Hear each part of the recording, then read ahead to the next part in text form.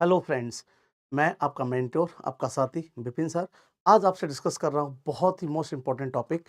क्योंकि याद रखिए दोस्तों, आप किसी भी लेवल की तैयारी करते हो, चाहे वो आप एसएससी सीजीएल की तैयारी करते हो, एसएससी की तैयारी, कोई भी एग्जाम का पेपर देना चाहते हो, चाहे वो रेलवे का देना चाहते हो, किसी भी स्टेट गवर्नमेंट का पेपर देना चाहते हो, तो उसके लिए मैं आपके साथ जीएस का एक सब्जेक्ट लेकर जुड़ रहा हूँ और वो है इंडियन कॉन्स्टिट्यूशन, यानी कि भारतीय संविधान। तो याद रखिएगा दोस्तों, मैं आपसे आज डिस्कस करूंगा इंडियन कॉन्स्टिट्यूशन। जी हाँ, भारतीय संविधान। भारतीय संविधान। अब आप किसी भी लेवल का बेटा पेपर देते हैं तो आप ये जानते हैं कि भारतीय संविधान से, है ना, एक क्वेश्चन आपका आना ही आना है और 2 से 3 क्वेश्चन आपके बनते हैं। जबकि अगर आप यूपी पुलिस का पेपर देना चाहते हैं तो वहां तो क्वेश्चनों की झड़ी लग जाती है दोस्तों, है ना। तो हर पेपर में 3 से 4 5 क्वेश्चन आपके मिलेंगे ही मिलेंगे। और यहाँ पर एक आज मैंने बहुत ही इंपॉर्टेंट टॉपिक आपके लिए लिया है दोस्तों, और वो जो टॉपिक आपके लिए मैंने चुना है, यहाँ से एक क्वेश्चन आपका पक्का है ना, मिलेगा ही मिलेगा, किसी भी लेवल का एग्जाम दो आप। और वो क्या है दोस्तों? वो है शेड्यूल। जी हाँ, शेड्यूल, जिसको हम बोलते हैं अनुसूचियां।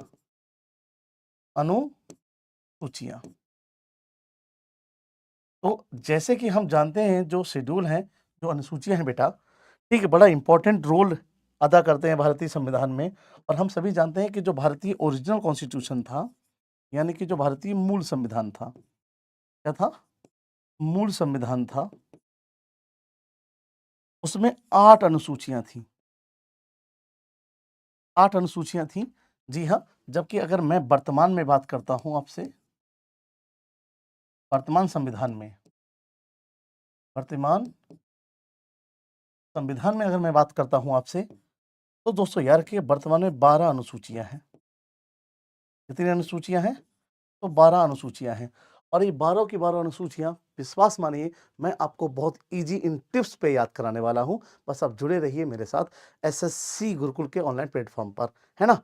बिल्कुल। तो आइए इनके बारे में थोड़ा डिटेल्स अपने लोग क्या करते हैं, चर्चा परिचर्चा करते हैं कि शेड्यूल है क्या।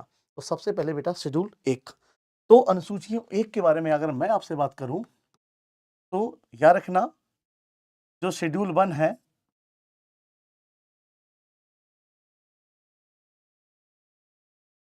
अनुसूची, जो अनुसूची 1 है दोस्तों, वो क्या है? वो बात करती है राज्य व राज्यों के क्षेत्र के बारे में। जी हाँ। तो जो अनुसूची 1 है, वो राज्य और राज्य के क्षेत्रों के बारे में क्या देती है दोस्तों? जानकारी देती है। क्लियर है इतनी बात? और अगर मैं बात करता हूं सबसे पहले कि भाई अनुसूची 1 है, लेकिन यहीं पर नोट में मैं आपको 2-3 चीजें बताता हूं, बड़े ध्यान से समझिएगा। अगर मैं कहूं राज्य की परिभाषा बेटा, राज्य की परिभाषा, डेफिनेशन ऑफ स्टेट, तो डेफिनेशन ऑफ स्टेट किसमें मिलेगा आपको? तो आप कहोगे सर आर्टिकल 12। कि हाँ, एक आर्टिकल आता है जिसको हम बोलते हैं आर्टिकल 12, यानी आर्टिकल 12 में आपको क्या मिलेगा, है ना, राज्य की परिभाषा मिलेगा।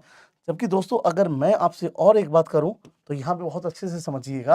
अगर मैं कहूं, है ना, India is the union of state. जी हाँ, भारत क्या है? भारत राज्यों का संघ है। राज्यों का संघ है ना। तो याद रखिएगा, इंडिया यूनियन ऑफ स्टेट्स, ये किसमें जानकारी है दोस्तों? तो इसके लिए बात करता है कौन? तो याद रखिएगा, वो करता है आर्टिकल 1। जी हाँ, आर्टिकल 1। जबकि अगर राज्य और राज्य के कार्य क्षेत्रों के बारे में बात करता है, बात जानना है हमारे लिए, बात करनी है इनके बारे में हमारे लिए, तो वो आपको पढ़ने पड़ेगी क्या? Schedule first. तो आई होप ये चीज आपको समझ में आई होगी। क्लियर है इतनी चीज? चलिए आइए बात करते हैं शेड्यूल 2 पर। तो शेड्यूल 2 की अगर हम लोग बात करें, तो सबसे पहले बेटा, है ना, शेड्यूल 2, अनुसूची, अनुसूची 2। ठीक। अब अनुसूची 2 क्या है? तो सबसे पहले जरा समझिएगा कि अनुसूची 2 क्या है। तो सबसे पहले हम लोग बात करते हैं, तो अनुसूची 2 में जो जानकारी मिलती है दोस्तों, वो बेटा जानकारी मिलती है सभी जो पदाधिकारी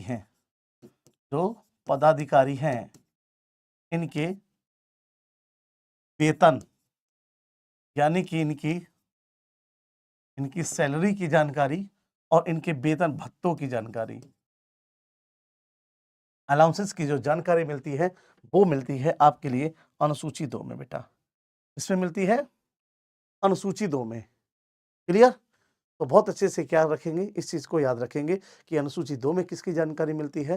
तो याद रखिएगा पदाधिकारियों के वेतन और भत्तों की जानकारी मिलती है। लेकिन अगर यहीं पर अगर मैं बात आपसे कह लूं कि किन के, भाई याद रखना, किन पदाधिकारियों की वेतन भत्तों की जानकारी नहीं मिलती है यहाँ पर, तो आप बहुत अच्छे से याद रखेंगे इस चीज को कि यहाँ पर तो आप बताएंगे कि जो हमारा मंत्रिमंडल है ना, यानी कि जितने भी जो कैबिनेट मिनिस्टर हैं, है ना, और विद पीएम, इनकी याद रखना जो सैलरी की जानकारी है दोस्तों, वेतन भत्तों की जानकारी है, वो इस अनुसूची में नहीं मिलती, क्लियर? ओके, ठीक। तो जो प्राइम मिनिस्टर है उसका जो मंत्रिमंडल है, यानी कि जो याद रखिएगा उसकी जानकारी, इसके वेतन भत्तों की जानकारी अनुसूची 2 में नहीं है, जबकि बकाया सभी जो अन्य पदाधिकारी है उनकी वेतन भत्तों की जो जानकारी देता है वो शेड्यूल 2 है। क्लियर? चलिए नेक्स्ट की अगर मैं बात करता हूं शेड्यूल 3 की बेटा, किसकी बात करता हूं? शेड्यूल 3। तो यहां से जरा समझिएगा, अगर मैं शेड्यूल 3 की बात कर रहा हूं आपसे, तो शेड्यूल 3 यानी कि अनुसूची 3। तो अनुसूची 3 जो जानकारी देता है बेटा, वो देता है शपथ। इसकी जानकारी देता है शपथ, यानी कि याद रखिएगा कि कौन सा पदाधिकारी कौन सी ओथ लेगा, यानी कौन सी शपथ लेगा और उसको शपथ कौन दिलाएगा, है ना। इस सब की जानकारी जो आपको मिलेगी वो मिलेगी अनुसूची 2 में। इसमें मिलेगी अनुसूची 2। क्लियर है इतनी बात? लेकिन बेटा याद रखना कुछ पदाधिकारी हैं जिनकी जानकारी, जिसकी शपथों की जानकारी इसमें नहीं है। तो ये याद रखिएगा यहाँ पर, जैसे कि मैंने ऊपर आपको बताया था कि भाई कुछ मंत्रिमंडल जो हैं और जो पीएम के जो कैबिनेट है उसकी जानकारी, सैलरी की जानकारी नहीं है। सेम दोस्तों याद रखना यहाँ पर जो हमारे क्या है, प्रेसिडेंट हैं,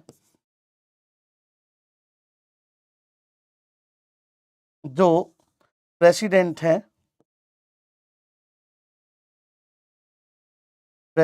हैं, यानी कि जो राष्ट्रपति हैं,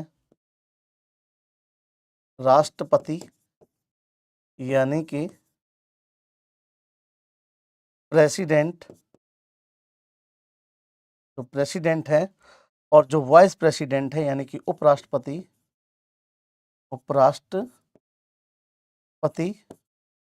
वाइस प्रेसिडेंट, इनकी शपथों की जानकारी बेटा याद रखना वो नहीं है। यानी कि जो अनुसूची 3 है वो किसकी जानकारी नहीं देती है, वो जानकारी नहीं देती है राष्ट्रपति, उपराष्ट्रपति के शपथों की जानकारी इसमें आपको नहीं मिलेगी। ठीक है, क्लियर है? जबकि नेक्स्ट की अगर बात करते हैं किसके बारे में, तो आइए बात करेंगे अपने लोग चौथी शेड्यूल के बारे में। तो अनुसूची 4 बेटा, अनुसूची 4। तो याद रखिएगा ये जो अनुसूची 4 है, तो ये जो याद रखिएगा क्या बताती है, तो ये बताती है कि हर राज्य के जो राज्य है उसमें जो राज्य की सीट है, क्या है, जो राज्य की सीटें हैं, और ये सीटें कहाँ हैं, राज्य सभा में। तो किस राज्य से कितनी राज्यसभा में सीटें होंगी, इसकी जो जानकारी मिलती है वो मिलती है शेड्यूल 4 में, यानी कि अनुसूची 4 इसकी जानकारी हमारे लिए देती है। ओके, क्लियर है इतनी बात? तो अब देखिए मैं अभी आपको थोड़ा सा डिटेल में बता रहा हूँ और बाद में आपको मैं चुटकियों में उंगलियों पे याद करा दूंगा ये 12 के 12 शेड्यूल। आप कहेंगे गुरुजी गर्दा उड़ा दिया, मजा आ गया। तो 4 शेड्यूल पढ़ लिए हम लोगों ने, और 4 शेड्यूल में मैंने बात कर ली। तो पहली क्या है, पहली बात बता रही है राज्य, ठीक है, उसके कार्य क्षेत्र। दूसरी याद रखिए वेतन भत्ते। तीसरा शपथ, और चौथा बेटा क्या है, तो चौथा भाई जो बात करता है वो करता है राज्यसभा में राज्य की सीटों का वर्णन। ठीक, अब बात करेंगे अनुसूची 5। तो जो 5th शेड्यूल है, जो अनुसूची 5 है दोस्तों, याद रखना जो अनुसूची 5 है ये, ठीक है, राज्यों में एससी और एसटी के प्रबंधन की बात करती है। ठीक है, क्या करती है, इनके प्रबंधन की बात करती है ना, तो इनके कार्य नियमों की बात करती है। तो ये याद रखिए, अगर कोई कहे कि भाई जो शेड्यूल 5 है वो एससी एसटी के क्या करती है, मैनेजमेंट के बारे में बात करती है। क्लियर। जबकि बेटा अगर मैं बात करता हूं आपसे शेड्यूल 6 के बारे में, शेड्यूल 6 यानी कि शेड्यूल 6, और शेड्यूल 6 के अगर बारे में बात करूं तो ये है अनुसूची 6। तो अनुसूची 6 में बेटा याद रखना, जो भारत में विशेष दर्जा प्राप्त राज्य हैं, जैसे कि मेघालय है, मेघालय, त्रिपुरा, मिजोरम, क्या है, मिजोरम, आपका असम। तो यहाँ के जो निवासी हैं एससी और एसटी, जो यहाँ के निवासी हैं बेटा एससी और एसटी, यानी कि एससी का मतलब शेड्यूल कास्ट है ना, अनुसूचित जाति, और एसटी का मतलब है शेड्यूल ट्राइब कास्ट, अनुसूचित जनजाति। तो यहाँ के जो लोग हैं इनके जो प्रबंधन के बारे में बात करती है वो करता है शेड्यूल 6। इनके प्रबंधन के बारे में हमको जानकारी प्राप्त होती है। तो देखिए कितनी इजी से आपको 6 आराम से याद हो सकते हैं, है ना। और रही बात इनको याद कराने की, वो मैं अभी आपको करा ही दूंगा, बिल्कुल। नेक्स्ट की बात करते हैं दोस्तों, आते हैं शेड्यूल 7 पर। किस पे आते हैं, तो 7th शेड्यूल जो है, 7th शेड्यूल जो है दोस्तों याद रखना, ये बताता है पावर। इसको बताता है, तो ये बताता है पावर को। जी हाँ, पावर यानी कि शक्तियां। तो यहाँ जो शक्तियों का क्या किया गया है, बंटवारा किया गया है।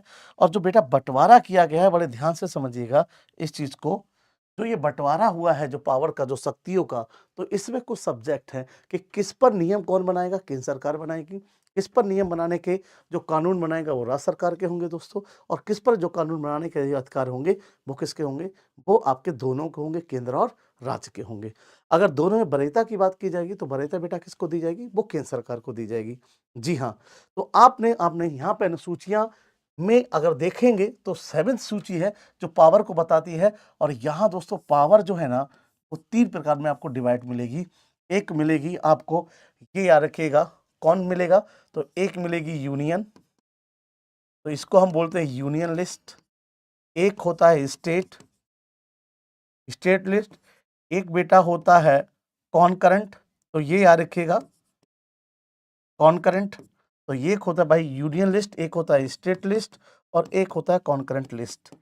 जी हाँ, कहने के बाद बेटा संघ सूची, संघ सूची। एक होता है बेटा क्या, राज्य सूची, और एक बेटा क्या होता है आपका समवर्ती सूची। क्या होता है, समवर्ती सूची। ठीक है, क्लियर। अब जरा यहाँ पे आइए समझिए, देखिए अपने को मैं आपको थोड़ा सा वेन डायग्राम से समझा रहा हूँ। जैसे कि ये आपने वेन डायग्राम पढ़े होंगे अगर इस तरीके का, तो अगर हम लोग दोस्तों ये मान लें कि ये वाला जो एरिया है, ये जितना भी आपको मैं ये शेडेड कर रहा हूँ किससे, व्हाइट कलर से, तो मैं कहूँ अगर इस जो क्षेत्र है और इस क्षेत्र के जितने भी सब्जेक्ट हैं उन पर जो राइट है, ठीक है, लॉ मेकिंग का, कानून बनाने का अधिकार है जो है, वो अगर संघ सरकार के पास है, यानी कि केंद्र सरकार के पास है, तो याद रखना यहाँ पर जितने भी जो सब्जेक्ट आएंगे तो वो सारे के सारे क्या होंगे, यूनियन लिस्ट के सब्जेक्ट होंगे बेटा। किसके होंगे, यूनियन लिस्ट के क्या होंगे, वो सब्जेक्ट होंगे। क्लियर है। अब जैसे कि अगर मैं बात करूं कि ये वाला जो एरिया है, ठीक है, दूसरे को अगर मैं, है ना, यहां से, तो अगर मैंने कहा इस एरिया की बात अपन लोगों ने की है, और इस एरिया में अगर जितना भी लॉ मेकिंग है और इस पर जो भी डिसीजन है वो किसके हैं, वो राज्य सरकार के हैं। किसके हैं, राज्य सरकार के। तो ये जितने भी सब्जेक्ट होंगे इनको हम दोस्तों क्या बोलते हैं, स्टेट, है ना, स्टेट लिस्ट के सब्जेक्ट, यानी कि राज्य सूची के विषय। क्लियर है। अगर नेक्स्ट की अगर मैं बात करूं कि यहाँ से और, तो ये आप अगर थोड़ा सा देखना है देखेंगे तो ये वाला जो एरिया है जो इन दोनों के बीच में है ना, जो केंद्र और राज्य के दोनों के बीच में है, यानी कि हम कह सकते हैं कि बेटा ये वो सब्जेक्ट हैं जिन पर कानून बनाने का अधिकार आपका सेंट्रल प्लस स्टेट गवर्नमेंट, यानी राज्य सरकार प्लस केंद्र सरकार दोनों का है। लेकिन अगर वरीयता आ जाए दोस्तों तो याद रखिएगा, है ना, तो वो किसको दी जाएगी, वो केंद्र सरकार को दी जाएगी। तो बहुत अच्छे से सब्जेक्ट याद रखिएगा कि ऐसे सब्जेक्ट जिन पर केवल कानून कौन बनाता है, केंद्र सरकार बनाती है, वो क्या है, संघ सूची के विषय हैं। और जिन पर कानून केवल राज्य सरकार बनाती है वो क्या है, आपके राज्य सूची के विषय हैं। जिस पर दोनों बनाती हैं वो कौन है बेटा, तो याद रखना वो समवर्ती सूची के विषय हैं। क्लियर है। अब आइए इनके सब्जेक्टों के बारे में मैं आपसे बात करूं। तो बेटा याद रखिएगा, अगर मैं इन सब्जेक्टों के बारे में बात करता हूं तो पहले इसमें 97 सब्जेक्ट हुआ करते थे, वर्तमान में संघ सूची में 100 सब्जेक्ट हैं। कितने सब्जेक्ट हैं, 100 सब्जेक्ट हैं बेटा। क्लियर। अच्छा, स्टेट जो राज्य सूची है बेटा, राज्य सूची में पहले क्या थे, वर्तमान में अगर मैं बात करता हूं तो प्रेजेंट टाइम में इसमें 61 सब्जेक्ट हैं, जबकि पहले कितने हुआ करते थे, तो जो पहले थे बेटा वो 66 सब्जेक्ट हुआ करते थे। क्या हुआ करते थे, 66 सब्जेक्ट हुआ करते थे।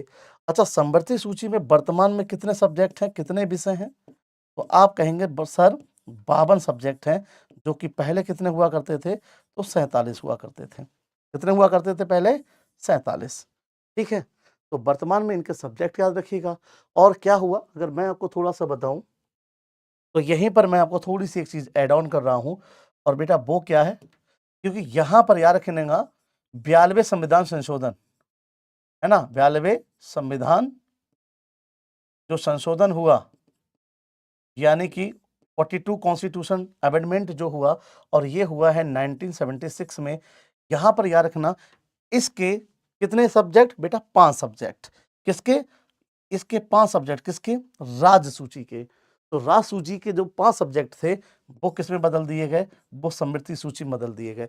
इसीलिए कितने रह गए इसमें, 61 रह गए। औरों में क्या किया, और में क्या किया कि नए नए सब्जेक्ट को सरकार ने ऐड कर दिया, चाहे वो समवर्ती सूची हो और चाहे वो आपकी संघ सूची हो। ठीक है, जिसमें से बहुत इंपॉर्टेंट है शिक्षा। कई बार पूछा गया कि ऐसा कौन सा सब्जेक्ट है जो कि जो राज्य सूची का था समवर्ती सूची में डाल दिया, तो बेटा वो शिक्षा है। क्या है, वो शिक्षा है। अगर मैं आपको पांचों बताऊं, 5 कौन कौन से डाल दिए, तो याद रखना शिक्षा है, ठीक है, आपका वन है, क्या है, शिक्षा है, आपका वन है, आपका माप तोल है ना, पर्यावरण वन्य जीव संरक्षण है, ये आपके क्या हो गए, पर्यावरण वन संरक्षण हो गए। और आपका जो 5वां हो गया वो हो गया आपका न्याय प्रशासन। तो एक बार फिर याद करिएगा, पांचों कौन कौन से हैं, शिक्षा हो गया, वन हो गया, माप तोल हो गया, कितने हो गए, ये 3 हो गए। इसके बाद वन्य जीव संरक्षण हो गए, ठीक है, कितने हो गए, 4 हो गए। और न्याय प्रशासन, ये 5 सब्जेक्ट हैं जो बेटा याद रखना राज्य सूची के इसमें डाल दिए गए, समवर्ती सूची में। इसलिए शिक्षा आज किसका सब्जेक्ट है, तो वो बेटा किसका है, किसका है, समवर्ती सूची का विषय है। क्लियर। संघ सूची में कितने हैं, तो 100 है। आई होप ये चीज आपको समझ में आ गई होगी। क्लियर है। तो ये शेड्यूल जो 5 है ना, जो शेड्यूल 7 है, ये आपको बताता है कि भाई पावर जो शक्तियों का बंटवारा है वो केंद्र और राज्य के बीच में किया गया है। क्लियर। चलिए नेक्स्ट बात करते हैं 8वीं अनुसूची, मोस्ट इंपॉर्टेंट अनुसूची है बेटा, क्योंकि क्वेश्चन बहुत ज्यादा यहां से पूछा गया है। तो जो 8th शेड्यूल है, क्या है, जो 8th शेड्यूल है, अगर मैं बात करता हूं यहां से, ठीक है, तो जो 8th शेड्यूल है बहुत ही इंपॉर्टेंट है, क्योंकि कई बार क्वेश्चन पेपर में डायरेक्ट यहां से बना है और बनेगा भी। ठीक है। तो आपसे कोई पूछता है कि ये शेड्यूल क्या है, तो आप कहेंगे कि भैया भाषा के बारे में जानकारी देता है, यानी लैंग्वेज के बारे में जानकारी देता है। और हम सभी जानते हैं कि जो मूल संविधान जब लागू हुआ था, ठीक है, और मूल संविधान जो पूर्ण तरह लागू हुआ बेटा, वो 26 जनवरी 1950 को लागू हुआ। क्यों, क्योंकि याद रखिएगा 24 जनवरी 1950 को उसकी लास्ट बैठक हुई थी। जबकि आंशिक रूप से आपको कोई बात करे तो वो कब हुआ था, वो 26 नवंबर 1949 को लागू हुआ था। ठीक है। तो अगर मैं मूल संविधान की बेटा बात करता हूं, तो जो मूल संविधान में यहाँ पे जो भाषाएं थी वो 14 भाषाएं थी। कितनी थी लैंग्वेज? वो 14 लैंग्वेज थी। लेकिन दोस्तों याद रखना, आज अगर मैं वर्तमान में बात करता हूँ, क्या बात करता हूँ? मैं वर्तमान में बात करता हूँ। तो वर्तमान में कितनी भाषाएं हैं? तो आप कहेंगे 22 भाषाएं हैं साहब, है ना? कितनी भाषाएं हैं? वो 22 भाषाएं हैं। तो अब ये जो 22 भाषाएं हैं, ठीक है, वर्तमान में, यानी कि जो 6 भाषाएं और जोड़ी हैं, ठीक है, ये कब जुड़ी? ये कब कब जोड़ी गई? तो याद रखिएगा, कोई पूछे आपसे, बोला कि पहला जो जुड़ी है वो सिंधी भाषा को जोड़ा गया। किसको जोड़ा गया? वो सिंधी भाषा को जोड़ा गया 21वें संविधान संशोधन के द्वारा और 1967 में। जी हाँ दोस्तों, क्या चीज? अगर मैं कहूं यहां से, तो वर्तमान में पहली चीज तो आएगा 21वां संविधान संशोधन, संविधान संशोधन, संशोधन। और ये कब हुआ? तो 1967 में। और इसके अंतर्गत दोस्तों एक भाषा जोड़ी गई, और वो भाषा जोड़ी गई सिंधी। जी हाँ, सिंधी भाषा को ऐड कर दिया गया। यानी कि ये 14 जो लैंग्वेज थी, अगर मैं इसमें एक ऐड कर दूं, यहां पर एक ऐड कर दिया, तो टोटल हो गई 15 भाषाएं। कितनी भाषाएं हो गई टोटल? 15। जबकि बेटा और अगर बात करूं, तो याद रखिए 71वें संविधान संशोधन, जी हाँ, कौन सा? 71वां संविधान संशोधन। बहुत अच्छे से याद रखिएगा, मैं एक चार्ट बना दे रहा हूं आपको, थोड़ा सा माइंड मैप। क्या है? 71वें संविधान संशोधन, यानी कि 71 कॉन्स्टिट्यूशनल अमेंडमेंट। और 71 कॉन्स्टिट्यूशनल अमेंडमेंट की अगर मैं बात करूं, तो ये हुआ 1992 में। कब हुआ दोस्तों? तो ये याद रखिएगा, ये हुआ 1992 में। और 1992 में याद रखना, यहां पे जो भाषाएं जोड़ी गई, जी हाँ, 1992 में, तो यहां पर जो भाषा जोड़ी गई वो 3 भाषाओं को ऐड किया गया। पहली मणिपुरी, कोंकणी और नेपाली। क्या है? नेपाली। अब अगर मैं ये भाषाओं को क्या किया गया? ऐड किया गया। इसको याद करने का तरीका बताऊं? क्या बताऊं? याद करने का तरीका, तो बेटा याद रखना, इसके बाद तो आप ऐसे याद कर सकते हो, मणि, है ना, जिसमें अड़ी आ जाए। क्या आ जाए? अणी आ जाए। क्या आ जाए? अणी। तो मणि, है ना, कोंकणी, ऐसे याद कर सकते हो कि मणि जिसमें अणी आ गया, कहना 2 में अणी आ गया, 1 नेपाली। तो भाई वो ऐसे 3 भाषा जुड़ गई, कोंकणी, मणि। तो कोंकणी और मणिपुर, उसके बाद 1 नेपाली। इसके बाद अगर जो भाषाएं जुड़ी हैं बेटा, तो याद रखिएगा वो जुड़ी है 92वें संविधान संशोधन, है ना, 2003 के अनुसार। जी हाँ, अगर मैं आपसे करता हूं वो कौन सी है, तो वो है, ठीक है, 92वां संविधान संशोधन हुआ, संविधान संशोधन, ठीक है, यानी कि याद रखिएगा 82 कॉन्स्टिट्यूशनल अमेंडमेंट,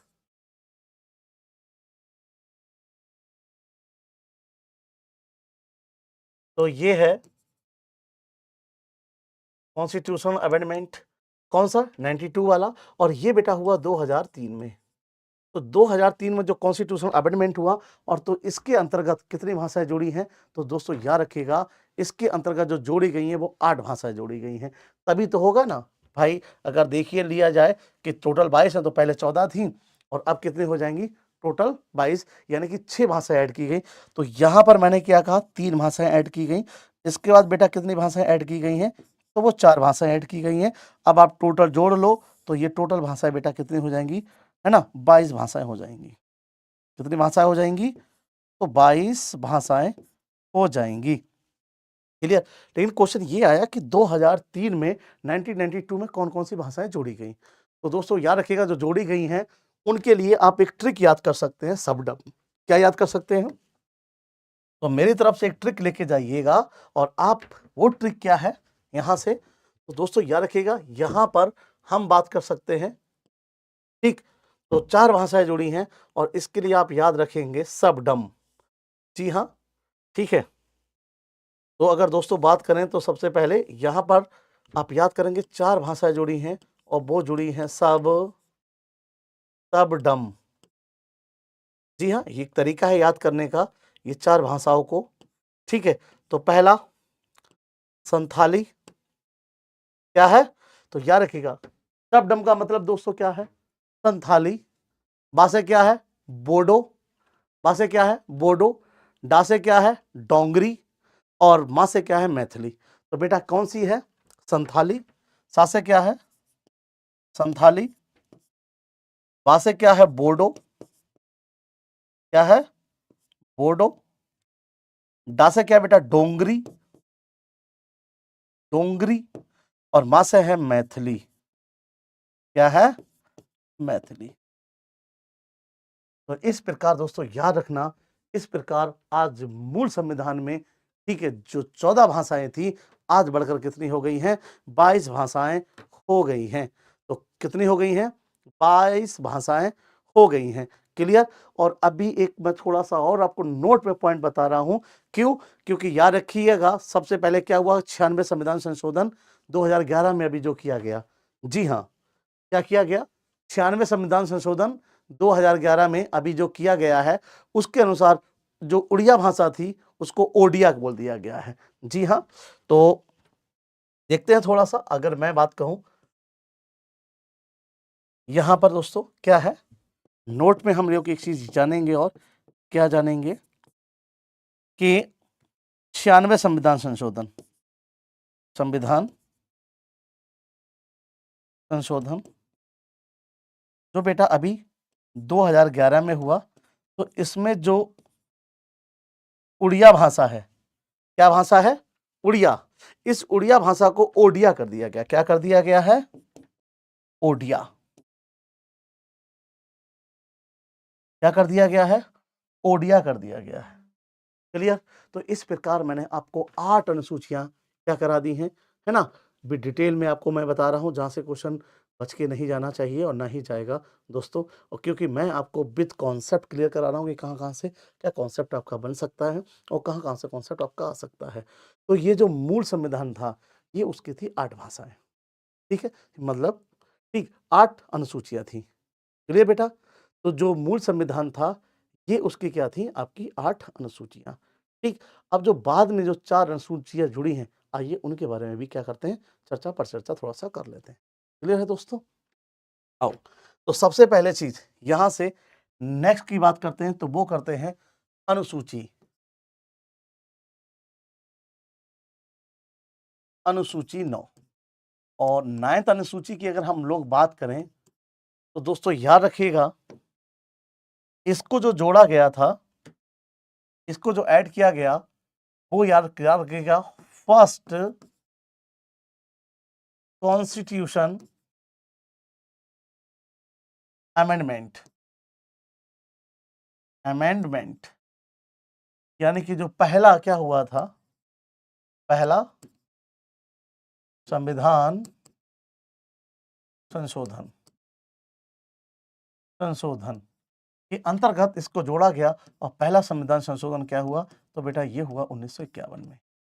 कब हुआ 1951 में ये जो हुआ वो हुआ पहला संविधान संशोधन। ठीक है। और इसके अंतर्गत याद रखिएगा यहां पे अगर हम लोग बात करते हैं यहां पर जो लागू किया गया जो संपत्ति के अधिकार थे, संपत्ति के अधिकार, ठीक है, जैसे कि क्या दोस्तों भूमि सुधार कानून, इनको क्या किया गया, ठीक है, लागू किया गया और इनको न्याय से क्या किया गया अलग किया गया। तो कोई आपसे पूछता है कि भाई है ना भूमि, ठीक है, भूमि अधिग्रहण कानून किस अनुसूची में है ना, या संपत्ति के बारे में बात की गई है तो किस अनुसूची में है, तो दोस्तों याद रखना वो किस में है, वो 9वीं अनुसूची। क्या है वो 9वीं अनुसूची में है। अच्छा इसके बाद मैं आपसे जो डिस्कस कर रहा हूं वो है आपकी 10th शेड्यूल, यानी कि तो 10वीं अनुसूची क्या बोलती है दोस्तों,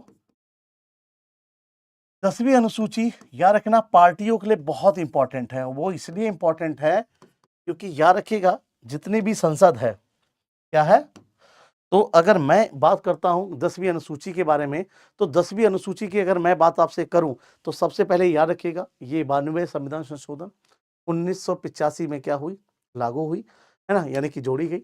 ऐसा क्यों जोड़ा गया, क्या हुआ? तो हम सभी जानते हैं, जितने भी राज्य की जो विधानसभाएँ हैं और चाहे वो संसद है, तो जो संसद के जो है ना मंत्री हैं, ठीक है? और या फिर चाहे राज्य विधान सभा के जो मंत्री हैं, वो क्या करते हैं कि एक सत्ता के दूसरी सत्ता में ट्रांसफ़र हो जाते हैं, यानी कि चले जाते हैं।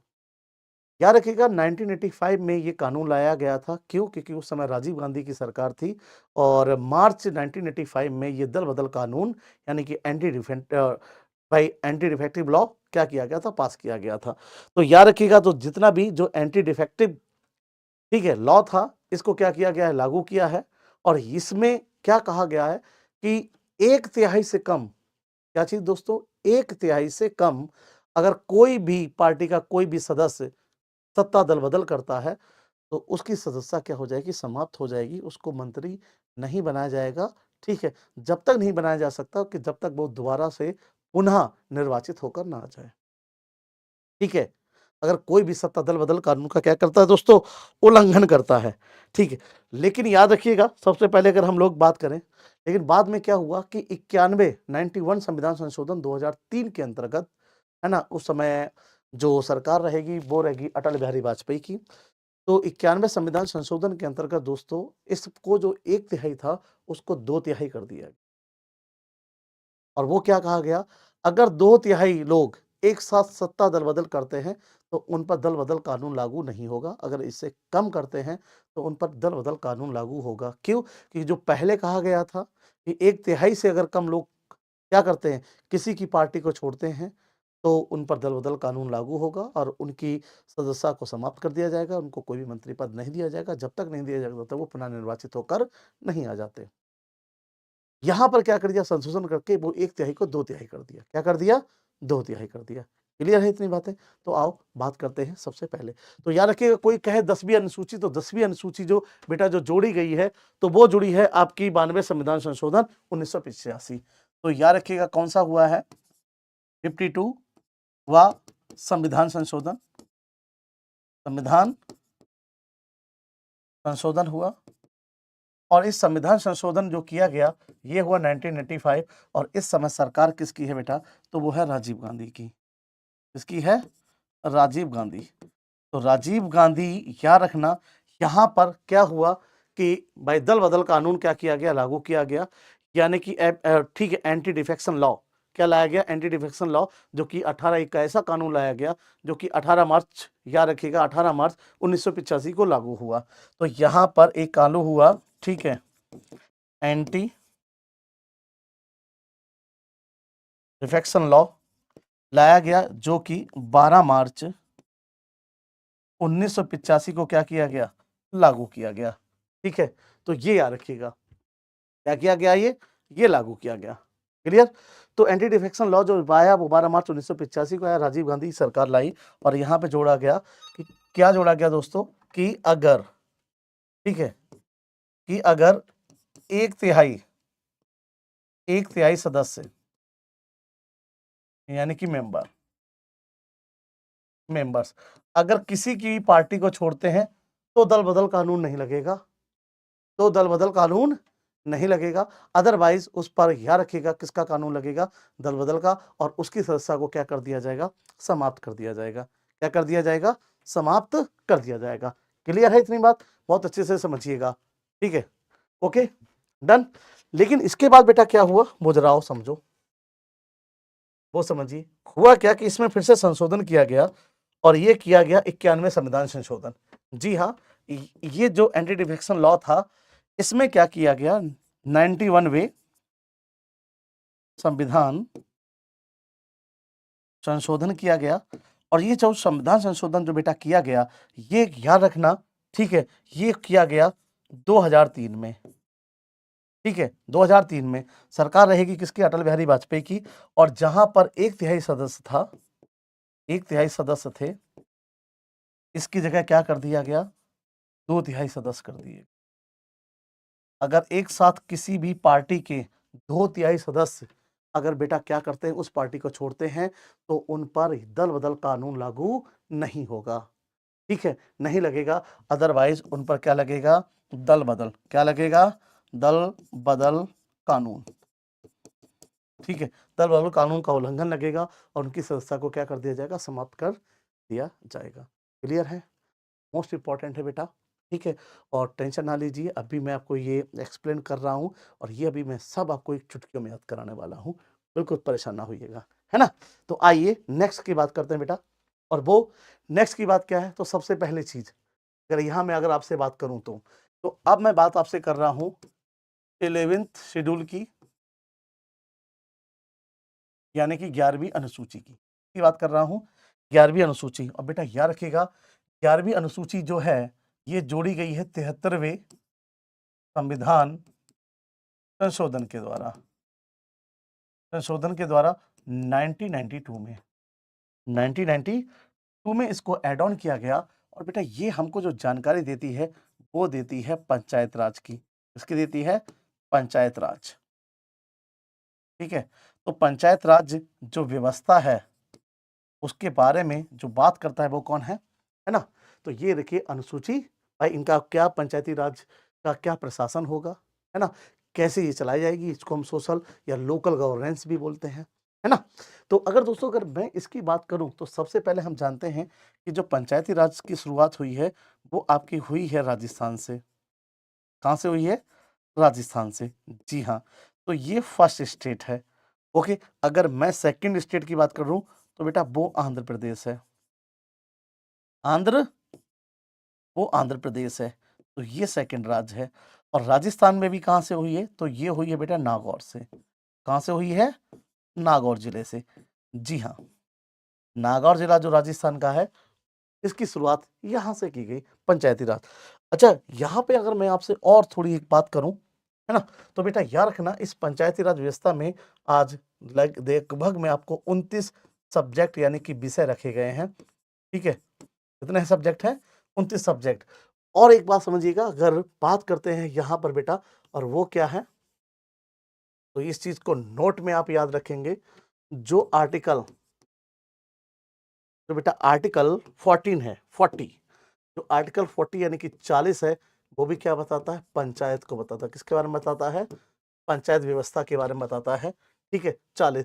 जबकि अगर मैं बात करूं आर्टिकल 243 से लेकर आर्टिकल 243 तक आपको पंचायत राज व्यवस्था की आपको कंप्लीट जानकारी दी गई है भारतीय संविधान में। ठीक है, क्या इनका प्रशासन होगा, कितना कार्यकाल होगा, क्या नियुक्ति होगी, कैसे इनका फाइनेंशियल बजट बनेगा, ये सारी जानकारी आपको जो दी गई है वो कहाँ दी गई है, 243 से लेकर 243 ओ तक। क्लियर है बेटा। और इसको जोड़ा गया, कब जोड़ा गया, तो याद रखिएगा 73वां संविधान संशोधन 1992। ठीक है, तो 73वें संविधान संशोधन 1992। ओके, चलिए नेक्स्ट की अगर हम लोग बात कर लें तो आते हैं लास्ट शेड्यूल, लास्ट अनुसूची यानी कि 12 शेड्यूल के बारे में बात करें। 12वीं अनुसूची, तो सबसे पहले दोस्तों इसको 74वें संविधान संशोधन के अंतर्गत जोड़ा गया है। और ये भी कब जुड़ी है, तो 1992 में 74वां संविधान संशोधन किया गया। और इसमें याद रखिएगा म्युनिसिपालिटी यानी कि नगर पालिका या नगर निगम की जानकारी हमको दी गई है। और इसके अंतर्गत बेटा कितने सब्जेक्ट रखे गए हैं, तो ये रखे गए हैं 18 विषय। कितने विषय इसमें, 18। क्लियर है, तो ये याद रखिएगा। अगर मैं इसकी बात करूं तो आर्टिकल 243 YG तक आपको नगर निगम की भी जानकारी भारतीय संविधान में दी गई है कि इनका प्रशासन कैसा चलेगा। ठीक है, कौन प्रशासक होगा, कौन इन पर नियंत्रण रखेगा, कैसा इनका कितना कार्यकाल होगा, ये सब की जानकारी आपको देखने को मिलेगी। तो इस तरीके को मैंने आपके लिए याद रखना कंप्लीट 12 अनुसूचियां करा दी हैं। लेकिन अब आप कहें गुरुजी कोई ऐसी जादू की पुड़िया दे दो जिससे कि एक बार में ही सारे कष्ट निपट जाएं, ये 12 ऐसे याद हो जाएं कि जैसे कि मलाई से, है ना, जैसे दूध पे से मलाई अलग हो जाती है। तो आओ ऐसे अलग कर देते हैं, बिल्कुल, क्यों टेंशन ले रहे हो। तो इसके लिए आप मेरे साथ जुड़ जाएं, केवल 2 लाइनें हैं आपके लिए और 2 लाइनें आपको फटाक से याद हो जाएंगी। और वो कौन सी है, तो आओ कौन सी है। पहली आप क्या याद रखेंगे, राज वैतिकी राजवैद की शपथ सभा में तमाम शक्तियां भर दी। जी हाँ, पहली लाइन क्या है? राजवैद की शपथ सभा में तमाम शक्तियां भर दी। ठीक, अगला क्या है? संपत्ति देकर दल बदल कर पंचायत नगर कर दी। जी हाँ बेटा, ये दो अनुसूचियां आप याद रखेंगे, यानी कि कहने का मतलब है आप ये दो लाइनें याद रखेंगे और दो लाइनों में आपको 12 अनुसूचियां ऐसे चुटकी में याद हो जाएंगी, बिल्कुल चुटकियों में। कैसे? नहीं मानते? आ जाओ दिखाता हूं। तो मैंने अभी आपको पढ़ा के हटाऊं कि भैया ये बताओ कि राज्य और राज्य के कार्य क्षेत्रों की जानकारी अनुसूची किसमें है? तो आपने कहा सर एक में है। तो देखो, अनुसूची एक राज्य और राज्य के क्षेत्र के बारे में बात करती है। मैंने कहा वेतन भत्तों की जानकारी अनुसूची 2 में देती है। भाई शपथ यानी ओथ की जानकारी अनुसूची 3 देती है। राज्यों की राज्यसभा में कितनी सीटें होंगी ये अनुसूची 4 बताती है बेटा। और SC ST का प्रोविजन जो है वो अनुसूची 5 बताती है। और यही SC ST का प्रोविजन अगर क्या आ जाए, इसमें आ जाए बेटा, तो आ जाए मेघालय त्रिपुरा यानी विशेष राज्यों में, तो कौन सा है? अनुसूची 6 है। शक्तियां अभी पावर बताई थी, union list, concurrent list, state list, यानी शक्तियों की जानकारी अनुसूची किसमें है? 7 में है। और भाषाओं की जानकारी अनुसूची 8 में है ना जादू? है ना जादू? देखो, राज 1, वेद की 2, शपथ 3, सभा 4, SC ST 5, SC ST विशेष दर्जा वाले राज्य 6, शक्तियां 7, भाषाएं 8। अच्छा देखो, संपत्ति 9, भूमि अधिग्रहण कानून 9, दल बदल 10, पंचायत राज 11, नगर निगम 12। ये हुई ना बात। पहले डिटेल में और अब ऐसे। तो जरा समझिए, है ना, डिटेल के साथ। अगर डिटेल के साथ आपको, है ना दोस्तों, ये याद रखिएगा, डिटेल के साथ, कॉन्सेप्ट के साथ अगर फैक्ट भी पढ़ने हैं, क्या पढ़ने हैं? फैक्ट भी पढ़ने हैं, तो आप मुझसे सीधे जुड़ सकते हैं। आप मेरे साथ सीधे जुड़ सकते हैं SSC के ऑफलाइन सेंटर, ऑनलाइन क्लासेस में, कहीं भी जुड़ सकते हैं आप हमसे। और आप हमें कॉल कर सकते हैं। तो नंबर आप एक नोट करिए, नंबर आप नोट करिए क्या? 7056737726। जी हाँ, फिर बोल रहा हूं, 7056737726। इस नंबर पे आप क्या कर सकते हो? हमें कॉल कर सकते हो, है ना। हमारे ऑफलाइन सेंटर में जुड़ सकते हो, हमसे ऑनलाइन भी अगर जुड़ना चाहते हो तो ऑनलाइन भी जुड़ सकते हो। और तो ऐसे ही बेहतरीन कॉन्सेप्ट प्लस फैक्ट जानने के लिए आप हमारे साथ जुड़ सकते हैं। आपका दोस्त, आपका मेंटोर, आपका भाई आज आपसे विदा लेता है। मिलेगा फिर आपसे क्लासेस में, तब तक के लिए धन्यवाद।